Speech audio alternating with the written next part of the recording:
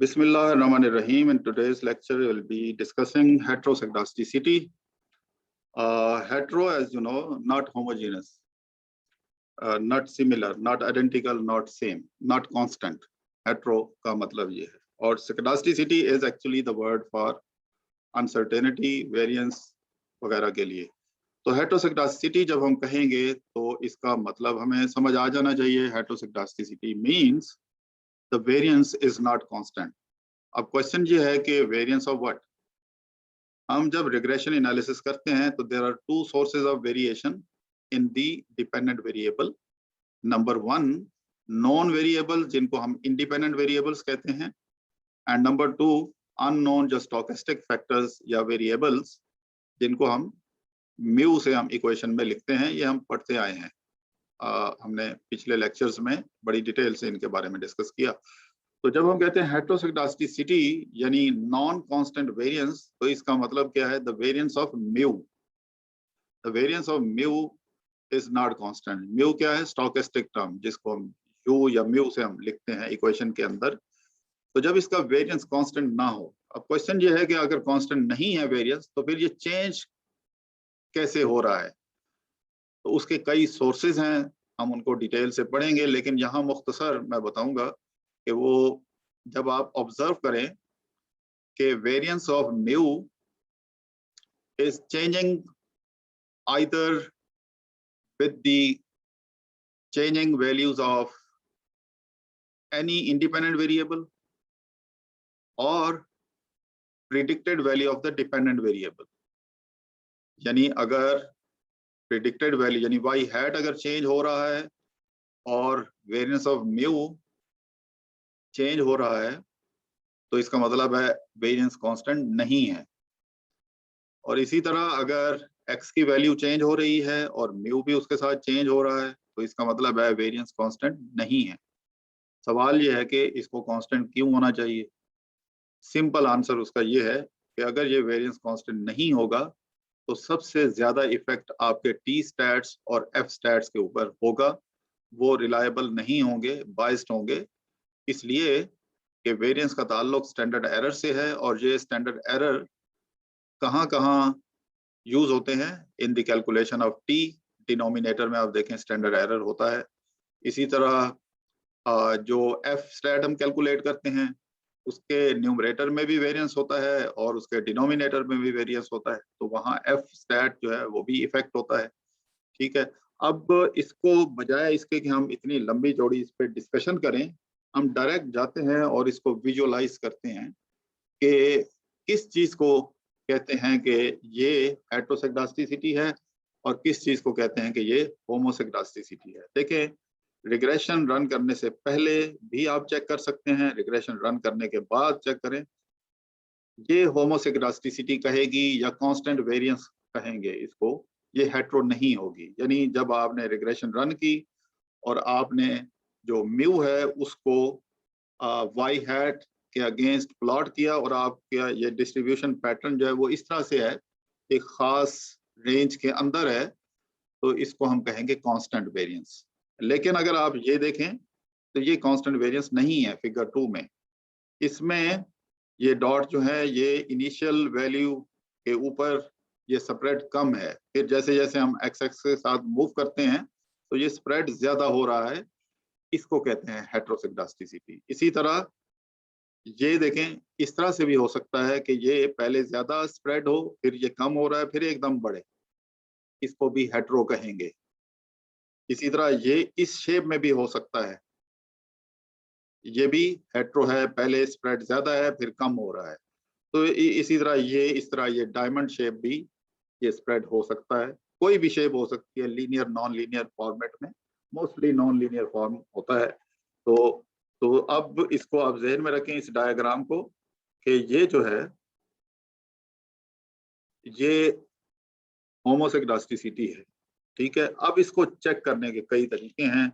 ये तो कमांड्स वगैरह हैं, इनको क्योंकि हम प्रैक्टिकली करेंगे तो डेटा सेट जो हम यूज करने लगे हैं वो मेरे पास ये डेटा सेट है जिसमें एक वेज मॉडल है और दूसरा जो है एक केस है जो अबॉर्शन के ऊपर है, हम इसको अवॉइड करेंगे, you can do it yourself. और ये डाटा सेट जो है, जो आपको बुक यानी जो गुजराती की इकोनोमेट्रिक्स बाय एग्जांपल है, उनकी कंपेनियन वेबसाइट से ये डाटा डाउनलोड किया गया है। आप भी वहां से ये डाउनलोड करके आप इसको देख सकते हैं। ये चैप्टर 5 जो हेट्रोज़ाइगोसिटी के ऊपर है, उससे रिलेटेड ये डाटा सेट है। तो मैं इसको ई व्यूज में ले जाके आपको इसका तरीका बताऊंगा कि हम हेट्रोज़ाइगोसिटी कैसे चेक करते हैं। इसके कई तरीके हैं। ग्राफिकल मेथड अगर हम दो कैटेगरीज में डिवाइड करें, तो एक है ग्राफिकल मेथड और दूसरा है estimation. Graphical method and estimation, ये दो तरीके हैं। तो पहले हम ग्राफिकल और फिर इसके साथ ही एस्टिमेशन। अब मैं डाटा को यहाँ से ओपन करूंगा, फॉरेन डाटा, और फॉरेन डाटा में मेरे पास ये वेज मॉडल है। इसको मैं खोलूंगा, नेक्स्ट, और हम इसको फिनिश कर सकते हैं। नो, तो ये मेरे पास डाटा है जो कि वेज मॉडल है, यानी there are different factors affecting earning या वेज। तो ये इस किस्म का डाटा है, और ये डाटा जो आपको बुक रिकमेंड की गई है फॉर दिस कोर्स, यानी इकोनोमेट्रिक्स बाय एग्जांपल, उसकी कंपेनियन वेबसाइट के ऊपर ये डाटा मौजूद है। और ये मल्टीपल चैप्टर्स में ये डाटा सेट यूज हुआ है for the purpose of estimation of different models. तो मैं यहाँ पे इसका आसान तरीका देखें। अगर हम सिर्फ 3 वेरिएबल्स लें, 2 इंडिपेंडेंट और एक डिपेंडेंट। डिपेंडेंट वेरिएबल मेरा है वेज, तो मैं इसका स्कैटर प्लॉट मैंने लिखा है स्कैट, SCAT, स्कैट। उसके बाद the variable which is to be shown on X axis, वो जो है वो वेज, और वेज के बाद एज। एज और वेज, ये स्कैट प्लॉट किया। सॉरी, ये मुझे मेरा ख्याल है कि the variable which is to be shown on X axis,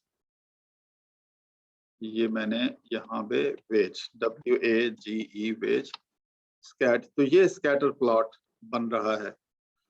आप देख रहे हैं, ये जैसे जैसे हम age category, as we move along X axis, as the age is increasing, the wage spread is increasing. Vertical क्या है? Vertical wage है। ये wage का spread बहुत ज्यादा है, यानी जैसे जैसे एज इंक्रीज हो रही है, वेज इंक्रीज हो रही है, लेकिन different people with the same age are earning different level of veg.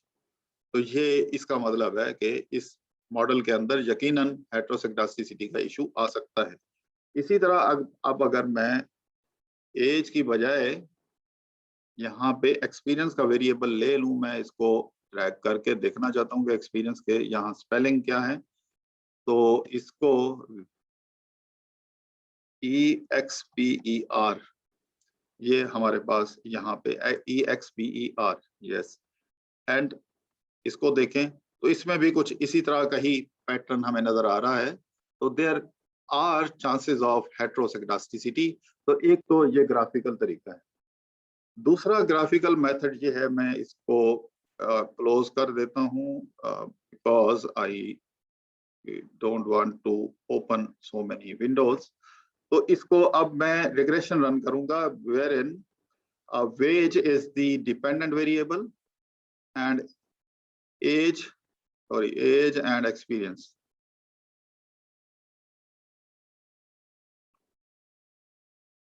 Age and experience, हम एजुकेशन भी ले सकते हैं और भी वेरिएबल्स ले सकते हैं, लेकिन in order to keep our analysis simple, we are considering just 2 independent variable. अब इसको डबल क्लिक करके we open it as equation. Okay, तो मेरे पास ये रिजल्ट्स आ जाते हैं। जब ये मेरे पास ये रिजल्ट आ गए, तो ईव्यूज ने रेजिजुअल इसका सेव किया हुआ है, तो मैं उसको एक सेपरेट नाम देना चाहता हूँ। ये जो रेजिजुअल सेव किया हुआ है वो इस नाम से है, RESID। ये लिस्ट के अंदर मौजूद है। एस्टिमेशन करने से पहले इसमें डाटा नहीं होता, but after the estimation of regression इस पे डाटा जनरेट हो जाता है। तो ये मौजूद है, तो इसको मैं सेव करने के लिए मैं एक और वेरिएबल जनरेट कर देता हूँ GENR, और इसका नाम मैं रख देता हूँ MU इक्वल टू, और ये मैं किससे जनरेट कर रहा हूँ, I am generating it from resit RESIT। इसको मैंने ये नीचे सेव कर लिया। इसी तरह एक और जो वेरिएबल मैं जनरेट कर लेता हूँ, इसका स्क्वायर लेके रेज टू पावर 2, और इसको मैंने MU2। उसकी वजह ये है कि मुख्तलिफ टेस्ट में मुख्तलिफ इसके फॉर्मेट यूज होते हैं। इसी तरह एक टेस्ट ऐसा भी आता है जिसमें ये म्यू की एब्सोल्यूट वैल्यू यानी नेगेटिव वैल्यू को इग्नोर करना होता है। तो अगर एब्सोल्यूट करना हो तो फिर आप यहाँ पे ABS शॉर्ट करके ब्रैकेट में ये रेजिट कर देंगे, तो वो absolute value. For example Glejser test के लिए हमें एक ये टेस्ट का नाम है, उसमें जो डिपेंडेंट वेरिएबल के तौर पर हमें म्यू एब्सोल्यूट वैल्यू लेनी पड़ती है। तो इसको करते हैं। अब मैंने यहाँ तक अभी तक क्या किया है, रिग्रेशन रन की, रेजिजुअल की वैल्यूज आई, रेजिजुअल वैल्यूज को मैंने एक नया वेरिएबल का नाम दे दिया। दो नाम दिए हैं, एक म्यू और दूसरा म्यू स्क्वायर। म्यू स्क्वायर ज़ाहिर रेजिजुअल का स्क्वायर है, तो ये मैंने एंटर कर दिया। ये दोनों चीजें यहाँ पे हैं। अब वही ग्राफिकल मेथड ही हम कर रहे हैं। तो ग्राफिकल मेथड के लिए मैं यहाँ पे लिखता हूँ स्कैट, और उसके बाद हम लिखते हैं ये जो डिपेंडेंट वेरिएबल है यानी वेज,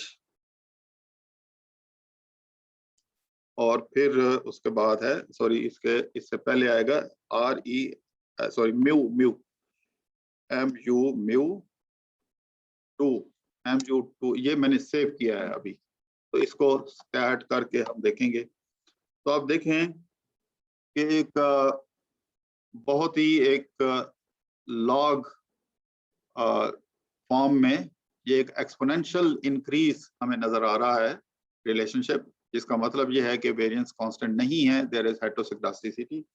तो इसी तरह हम ये वेज की बजाय हम इंडिपेंडेंट वेरिएबल को भी मसलन एज यहाँ टाइप करके भी हम देख सकते हैं। ये देखें इसमें भी कुछ ऐसा ही है। इसी तरह एक और इंडिपेंडेंट वेरिएबल जो हमारा है एक्सपीरियंस, इसको भी करके हम ये करके देख सकते हैं। तो ये हर केस में ये हमें प्रॉब्लम नजर आ रही है। ये तो है ग्राफिकल मेथड, लेकिन हम ग्राफिकल से आगे चलेंगे, इसका एक एस्टिमेशन मेथड्स भी हैं, टेस्ट जिनको हम कहते हैं। तो हेटेरोस्क्लेरोसिटी टेस्ट उनको कहते हैं। उनको हम मैनुअली भी कर सकते हैं, उनको हम डायरेक्ट ई-व्यूज में अगर हैं तो आप यहाँ से भी कर सकते हैं। अगर मैनुअली करना हो तो उसका तरीका समझ लें। उसका तरीका ये होगा कि आप एक रिग्रेशन रन करेंगे। इसको मैं सेव कर लेता हूँ, मैं नेम दे देता हूँ ताकि फिर मैं इसको मैंने नाम रख दिया इक्वेशन 1। ये इस तरीके से इसको सेव कर लेते हैं। तो अब अगर मैंने इसको डायरेक्ट एस्टिमेशन करना है, जो कि एज असाइनमेंट भी आप कर सकते हैं, तो मैंने इसको किया, ये म्यू स्क्वायर को डिपेंडेंट वेरिएबल और इंडिपेंडेंट वेरिएबल में मैंने एज और एक्सपीरियंस को, यानी वही इंडिपेंडेंट वेरिएबल।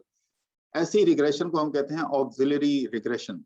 ऑक्सिलरी रिग्रेशन में अगरचे हमारा ओरिजिनल डिपेंडेंट वेरिएबल वेज है, लेकिन ऑक्सिलरी रिग्रेशन में हम ओरिजिनल डिपेंडेंट वेरिएबल नहीं लेते, बल्कि किसी एक इंडिपेंडेंट वेरिएबल को एज्यूम कर लेते हैं, या यहाँ पे हेटेरोस्क्लेरोसिटी के केस में म्यू के स्क्वायर को या म्यू की एब्सोल्यूट वैल्यू को हम डिपेंडेंट वेरिएबल के तौर पे कंसीडर कर लेते हैं।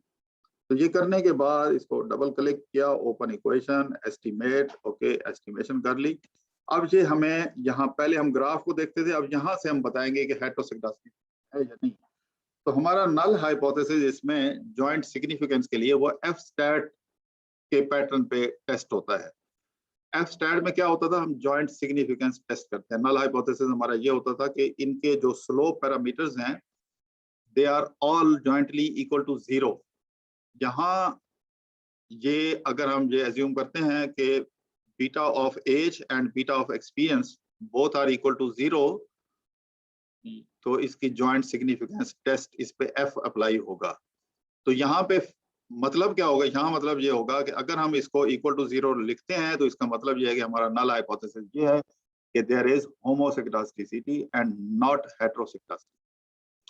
और ये हम अगर F को देखेंगे, अगर ये F सिग्निफिकेंट आ रहा है जैसा कि है यहाँ पे, इसकी प्रोबेबिलिटी 5% से लेस है और F की वैल्यू 26 है, जैसे मैं यहाँ से रिजल्ट से पढ़ रहा हूँ ये, और ये प्रोबेबिलिटी है, तो we are rejecting the null hypothesis of homoscedasticity and conclude in short when you are rejecting the null hypothesis, the decision is that there is heteroscedasticity in the model.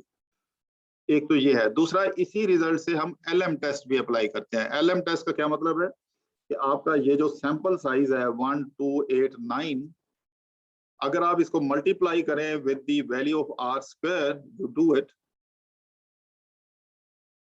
और अगर ये रिजल्टेंट वैल्यू 5 से ज्यादा है, as a rule of thumb हम शुरू से ही ये कर रहे हैं कि हम रूल ऑफ थंब जैसे T के लिए हम 2 से कंपेयर करते हैं, F के लिए 4 से, और ये काई स्क्वायर टेस्ट होता है, असल में काई स्क्वायर डिस्ट्रीब्यूशन फॉलो करता है, इसको LM लैग्रेंज मल्टीप्लायर टेस्ट भी कहते हैं। तो इसमें LM की वैल्यू कैसे होती है, sample size multiply by auxiliary regression का R स्क्वायर, यानी ये सैंपल साइज है 1, 2, 8, 9, तो इसको मल्टीप्लाई करेंगे R स्क्वायर 0.0398 से। तो अगर आंसर 5 से ज्यादा है तो हम कहेंगे there is heteroscedasticity because we will be rejecting the null hypothesis of homoscedasticity. ठीक है, और यहाँ पे है रफ एस्टिमेट करके हमने देखा है, ये तकरीबन कोई 50 से ऊपर आंसर आता है, तो ये है। एक तो ये तरीका हो गया, ये एक टेस्ट हमने रन कर दिया। अब यहाँ पे मैंने म्यू स्क्वायर लिया है, इस टेस्ट का नाम है बीजी टेस्ट। अब बीजी टेस्ट ये तो इस तरह से याद रखना पड़ता है, लेकिन ईव्यूज आपको एक फैसिलिटी देता है कि आपने जो ओरिजिनल मॉडल एस्टिमेट किया है वेज को डिपेंडेंट वेरिएबल रख के, एज और एक्सपीरियंस को इंडिपेंडेंट वेरिएबल रख के, तो आपका जो रिजल्ट आया उसको आप यहाँ से व्यू करें। व्यू के बाद आप इसमें जाएं, ये रेजिडुअल डायग्नोस्टिक्स, और इसमें सबसे नीचे लिखा हुआ है हेटेरोसेक्टास्टिसिटी टेस्ट। ये टेस्ट है BPG टेस्ट, यानी ब्रुश पैगन गॉडफ्रे टेस्ट। इसमें यहाँ पे लिखा हुआ है रेजिडुअल स्क्वायर। ये मैंने रिग्रेशन से आपको मैनुअली एस्टिमेट करके, स्टेप में एस्टिमेट करके बताया, उसमें हमारा नल हाइपोथेसिस रिजेक्ट हुआ and we concluded that there is hetero. यहाँ पे इसके अंदर ये बिल्ट इन फैसिलिटी है ईव्यूज के अंदर, ये इसके इंडिपेंडेंट वेरिएबल वही ओके करते हैं। इसमें जो ऊपर वाला ये जो रिजल्ट है, इसमें टेस्ट का नाम लिखा हुआ है, ये हेटेरोसेक्टास्टिसिटी टेस्ट है जिसकी एब्रीविएशन BPG यानी ब्रुश पैगन गॉडफ्रे टेस्ट, और इसमें F स्टैट की वैल्यू वही 26.68 आप देख रहे हैं, and the probability less than 5%। अब यहाँ पे 5% से कम प्रोबेबिलिटी मेंशन है, तो यहाँ पे आप वो रूल ऑफ थंब से अवॉइड करेंगे, यानी 4 से कंपेयर नहीं करेंगे।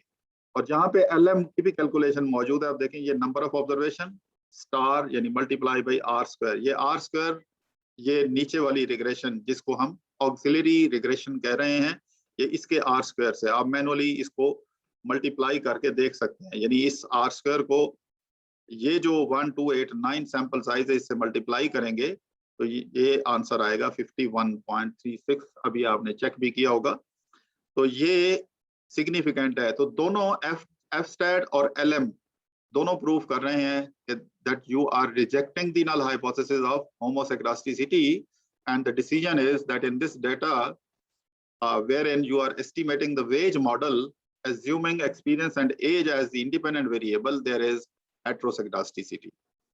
I think it is useful we stop here.